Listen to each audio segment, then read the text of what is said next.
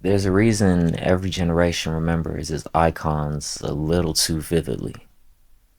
Even people we barely knew stay with us in ways we can't explain. We love the old days, nothing today compares, and we never know why. We call it nostalgia, but it can't just be that, right? It's not fame, as we know too much about those people today to actually envy them. It's something else, something deeper that none of us ever slowed down enough to notice. Era 1, the 80s. If you grew up in the 80s, you grew up with distance. Icons lived somewhere in the sky. Everything felt big. The sounds, the glow. What people forget is that the 80s weren't just flashy, they were compensating for something. The world felt uncertain. Economies were shifting, culture was messy, and people needed escape more than they needed honesty. So the decade built its icons like dream sequences, untouchable, almost mythic. You didn't relate to them, you reached for them. And that reaching shaped people in a very specific way. If you were a kid back then, you didn't learn to be vulnerable. You learned to be impressive. You learned that attraction meant chasing the extraordinary. You learned that mystery was a kind of power. And you carried that into adulthood, even if you never realized where it came from.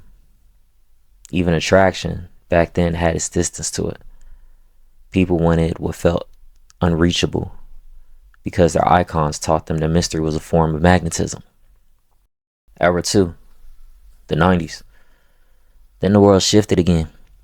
The 90s exploded with people who looked like your cousins, your neighbors, your friends. Icons weren't myths anymore. They felt human, complex, emotional, grounded. And for the first time, identity became a currency. The 90s taught people that they didn't have to dream upward, they could dream inward. They could recognize themselves in the culture. Representation wasn't a word yet, but it was an energy and everyone felt it.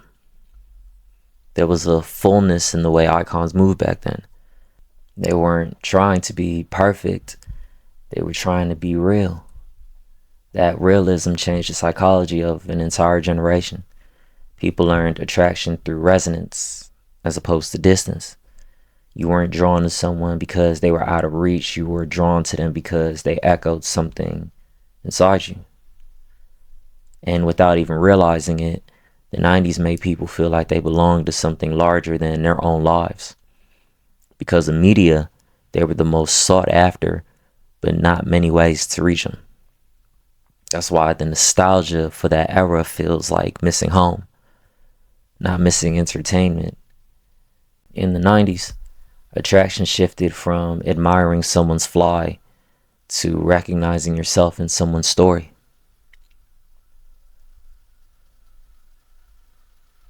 Era 3, the 2000s. And then everything broke open. The 2000s destroyed distance. Icons stopped being mythical or reflective and they turned that out for visible all the time, everywhere. We watch people rise, collapse, recover, get exposed, get embarrassed, and get adored, sometimes all in the same week. It was the first era where fame was surveillance, where perfection cracked in real time, where the curtain never closed. People today underestimate how deeply that changed us.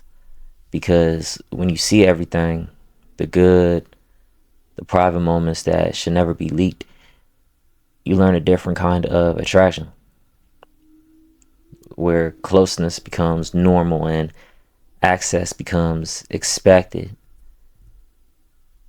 You don't admire from afar, you don't relate through identity. You consume and you watch everything and you know too much. And when you know too much, you stop imagining. You stop dreaming in the same way. You stop letting people grow in silence, and slowly, without noticing, society shifted from wanting icons to wanting access. The 2000s changed attraction again. People weren't drawn to mystery alone. They were drawn to access, to the feeling of being close enough to witness everything, to everyone seeing you. Money isn't the root of all evil anymore. Attention is. What these eras did to us. Tupac. Smash. Oh, really? Smash. Like, just his mind. Like, I just want to smash his brain. We don't choose what we find magnetic. Our era teaches us. Every icon we admired trained our emotional preferences in one way or another.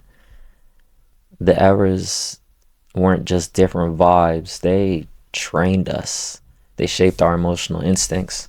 The 80s taught us to chase what looked larger than life. The 90s taught us to feel what looked familiar. And the 2000s taught us to analyze what looked exposed. And when you combine those lessons, you get a culture that doesn't quite know what it wants anymore. We admire confidence, but we expect vulnerability.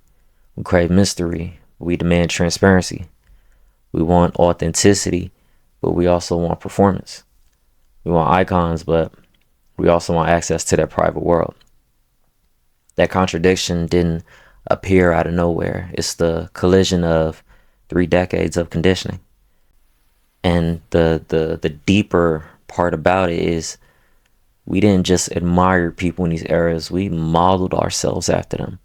We became shaped by the qualities we were taught to desire. Attraction was never physical, it was psychological. It was emotional education disguised as entertainment. Every crush, every idol, every trend was teaching us something about who we were supposed to be. And we thought we weren't allowed to be. Why today feels lost. The era blend. I always wanted a love that made me feel like that 90s R&B. Or like those old black movies from the 90s. What makes today feel so different and why people say we don't have real icons anymore is because the job of an icon used to be simple. In the 80s, you projected fantasy. In the 90s, you carried identity. In the 2000s, you survived exposure. Today, people expect all of it at once. Be mysterious but relatable. Be confident but vulnerable. Be polished but raw and real. Be aspirational but down to earth. Be accessible but private. Be perfect but be human. No one can hold all of that. So instead of idols who shaped who we become, we get influencers who reflect who we already are. Confused, overstimulated, constantly seen, and never sure if we're performing or just existing. People think we outgrew celebrity culture, and we didn't. We just lost the emotional blueprint that those eras gave us. Without icons, the world feels flatter. Not because the talent isn't there, but because the meaning is gone. The psychological impact, the generational depth, the emotional imprint. We lost the eras that taught us how to feel.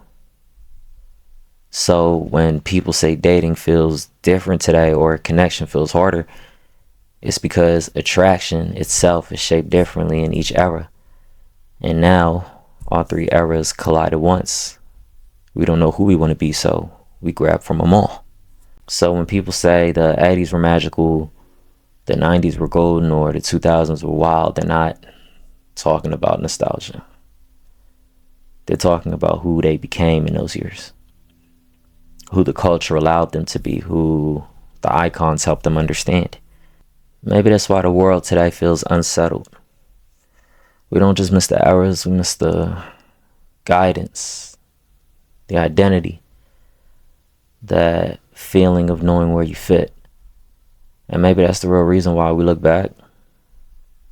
Not to escape, but to remember ourselves. Emotional intelligence so you don't move emotionally.